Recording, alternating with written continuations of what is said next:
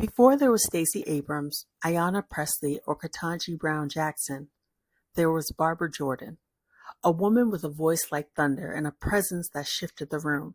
In 1972, Barbara Jordan made history, becoming the first Black woman elected to Congress from the American South. But history is more than milestones. It's how someone lives in the storm. And The Inquisitor is a film that takes us inside the storm, charting Barbara Jordan's rise not just as a politician, but as a moral force in a time of political fracture, in a nation still unwilling to see Black women as leaders. Directed by Angela Lynn Tucker, The Inquisitor is more than a documentary. It's a call to integrity, to accountability, to Black brilliance under pressure, and to the legacy of a woman whose voice still echoes in the halls of power. I sat down with Angela to talk about the making of this film, what drew her to Barbara Jordan's story, and what it means to tell a political story that centers Black womanhood, and what lessons Jordan leaves us in this moment when democracy feels fragile for over 5 years all now, over again. which is kind of crazy. But I had been working on a series, 2 other short films about Black women and political power. And in the making of one of them, I just came across this archival clip of Barbara Jordan speaking at the Watergate hearings. And I was like, who is this incredible woman? And, I looked her up and I saw no one had made a documentary about her. And I thought, that's wild. And then in a crazy twist of fate, my now producer on the project introduced me to an executive producer from Texas, who forever has been trying to get a Barbara Jordan film off the ground. And we came together and, just over the past 5 years have been kind of pushing the boulder up the hill to get the film made. Amazing. Yeah, I know. It's crazy. It was really important to show who she was, and how she became who she was, and get into her background and have people know what the Fifth Ward of Texas is, and how she sort of got that incredible voice. All of that's important for you to understand how she gets to where she gets to, because somebody doesn't go to those Watergate hearings and give a speech like that about the President of the United States. No, that person just doesn't appear. Actually, let's pause right here and listen to Barbara Jordan from the Nixon impeachment hearings, July 25th, 1974. I feel right now. My faith in the Constitution is whole, it is complete, it is total.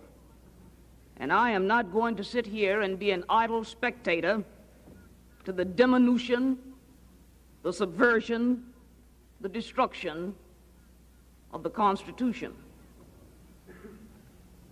Who can so properly be the inquisitors for the nation as the representatives of the nation themselves?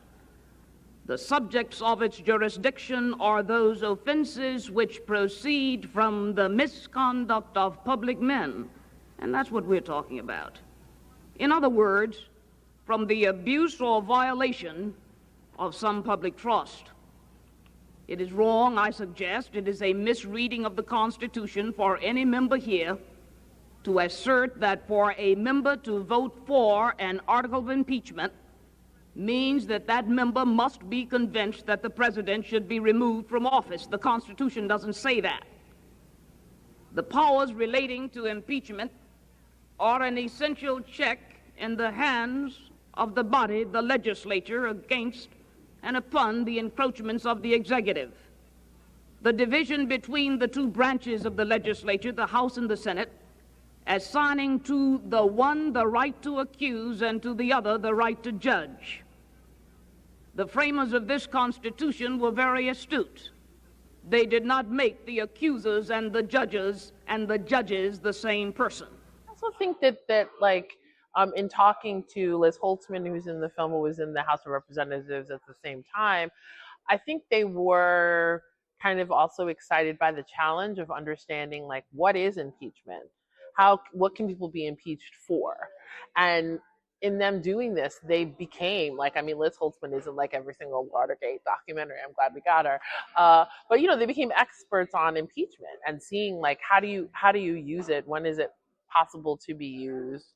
And so I think all of them wanted to feel like they kind of did all of the research that they could to really make sure there's not some loophole or something. Also, I think she was preparing for that speech all along in terms of wanting to, it even goes beyond whether or not it should be impeached. It's her explaining her rationale and explaining to kind of the general public why this is going to go down the way it's gone down. Because, in talking to people about being around during the Watergate time, it was incredibly confusing for the general public. There's a lot of people who helped her be who she was. So we wanted to get into that a little bit. And, it is a biography, but it also is kind of explores the cyclical nature of history. And so, we wanted to also get into it by looking at her life, seeing what the things that happened then, you can apply it to the things that are happening now.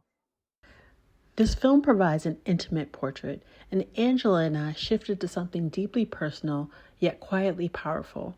The fact that Barbara Jordan was in a same-sex relationship. A truth she never denied, but also never foregrounded.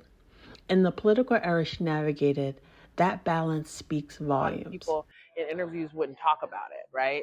And it's this funny thing where even though Barbara is gone, a lot of people were very sort of cognizant of her wishes.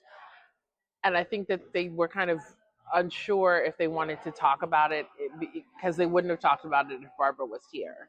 But I think as time went on and people got to be more comfortable with me, they saw that, I had good intentions. And I think it's really important for people from the LGBTQ community to know that Barbara was one of them. Like, many people don't know that. But we did want to get into the complications, right, of her not being out, especially, like something that was referenced that's in the movie is like during the time of AIDS and things like that, when people sort of needed more, out, people. And Barbara wasn't out during that time. Now, she was also very ill. So, like, she had a lot going on. But I wanted to get into the different feelings that people have about that decision because I felt like that's what's fair, right? I mean, she was all about like politics, and she was all about getting things done. And everybody knew about Nancy, I mean, everybody knew that she was her, but everyone would say, this is her friend. And that would be how Barbara described her too. And so I think people were trying to like respect her wishes. I think about, though, what you were saying earlier about people like, Luther Vandross, and there's all these different kind of people that you knew were gay, but no one really talked about it, and that was just like what was happening during that time. But we had to really sit down and decide how we wanted to cover that in the film, because it felt really important to cover that in the film. That's why we use kind of animation to kind of get into their love story, because we don't have that footage. It's not like we have photos of them together, but we don't have people talking about their love story. So I thought it was important to also kind of give a whimsical, fun, romantic vibe to that, because I mean, it is pretty extraordinary that they found each other and they were together for so long, and that's really special. I wanted people to know, like, when someone says to you, if I can help you in any way, what can you do? She had mentioned one time in passing that she knew Alfre Woodard, and I remembered it. And when we were thinking about how narration would work, we wanted a Black woman who had like a really distinctive voice. So I have an actress friend who knew Alfre and who reached out to her and her team, and it all happened really quickly. She happened to be in New York for 2 weeks. I live in New Orleans, but I flew out here, and we just recorded it in 2 hours. I mean, it was just so great. She had also met Barbara a few times, so she did her own kind of touches to, it isn't exactly the way Alfre sounds. She did some things to her voice to give it the vibe that Barbara has, in terms of like, there's one thing that she mentioned was Barbara had a very formal quality to her. And so Alfre kind of was doing that, just kind of utilizing that and made little adjustments here and there that felt kind of more in line with the way she remembered Barbara speaking. Barbara had an extraordinary voice and was a very sort of ethical person. She really cared about, what is your kind of moral core? What do you care about? And coming from that place.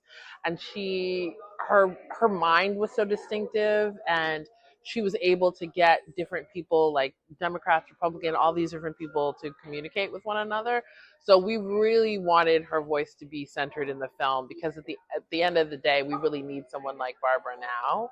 And so this is kind of your way to have that moment with her, and sort of benefit from having somebody as incredibly brilliant as her thinking about the things that are happening. We end the film kind of asking this question, people saying, today I'm an inquisitor. And, that's a takeaway that we want, that people really need to stand up for what's happening, all like things that they disagree with that are happening. Like, I won't get into my feelings on all the things that are happening, but there's a lot that I disagree with. And it would be really easy right now to just say, well, things are terrible, there's nothing I can really do, and just kind of, I'm exhausted, but we have to fight, and we have to stand up for things that we don't agree with, and things that, to the best of our ability. So that was really kind of a takeaway that we wanted with the film, and that's what Barbara did.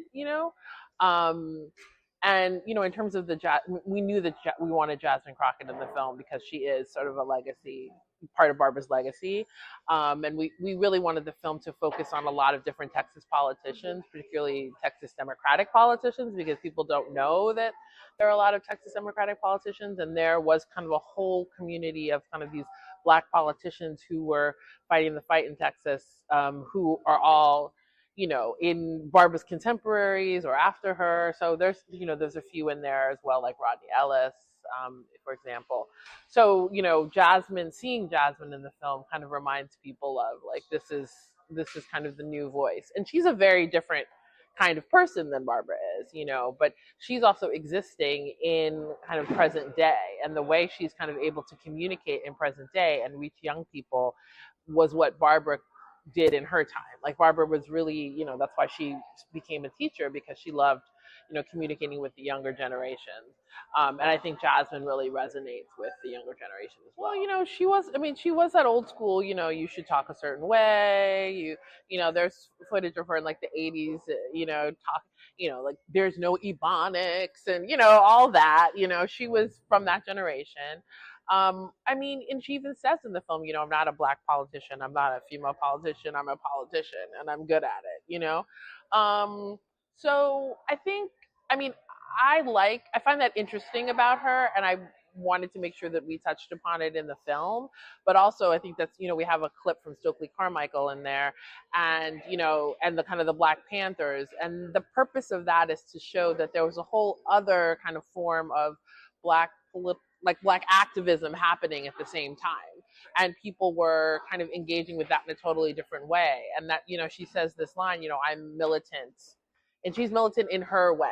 She's militant to the best of her ability in the sort of environments that she's in. Part of a section where we get, it's her well enough, we can kind of interrogate her a little more deeply, and show some things that I think, some people maybe don't necessarily agree with, or, wish that she was more hardcore, whatever that means, but I think that she did so much in the time that she was in, and she knew how to operate in the systems that she was in. And I think about somebody like a Jasmine Crockett in terms of the idea of being in Congress right now feels horrible. And anybody who is in there fighting the fight, I just applaud that they're doing that work, because people are not, it's so much worse now in terms of the inability to communicate than it was then.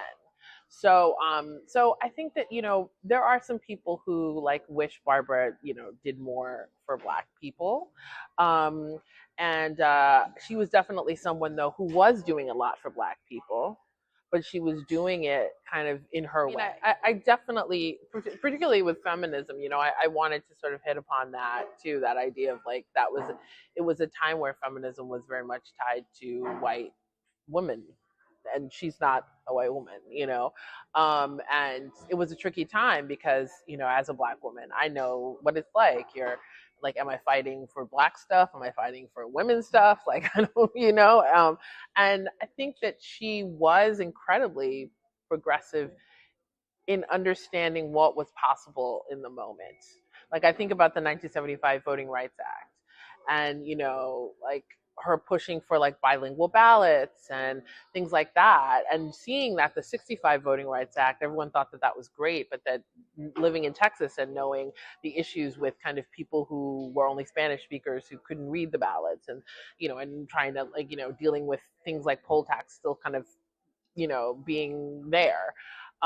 So she was kind of strategic about, okay, what can I go after that I can get enough backing from the other folks in Congress that we can push through. And that's a tactic, like that's was very smart, technically, he shouldn't be impeached, but that something that Barbara said a lot that for us all to kind of think about is like, what is our kind of moral compass? What's important to us? And first, just kind of narrowing it on that, and then how do we want to make change? Just in our everyday, like, what are the things that are important to us? I think that this isn't a moment to be passive. I feel that making this film was incredibly hopeful for me, and like even during, I mean, I made this film during the pandemic. Like there was all these times when there was a lot of really hard things happening in the world, and kind of working, chipping away at this film was really an incredibly like hopeful experience. Barbara Jordan once said, "What people want is very simple. They want an America as good as its promise." Angela's film reminds us that legacy is not just about what you do, but how you carry yourself while doing it. The Inquisitor is a mirror and a map. It shows us what power looks like in the hands of someone prepared to wield it with purpose. I'm Jamara Wakefield for In the Wake TV, and this has been a conversation about truth, voice, and vision. Don't just watch the film, study it, because Barbara Jordan's America might still be possible.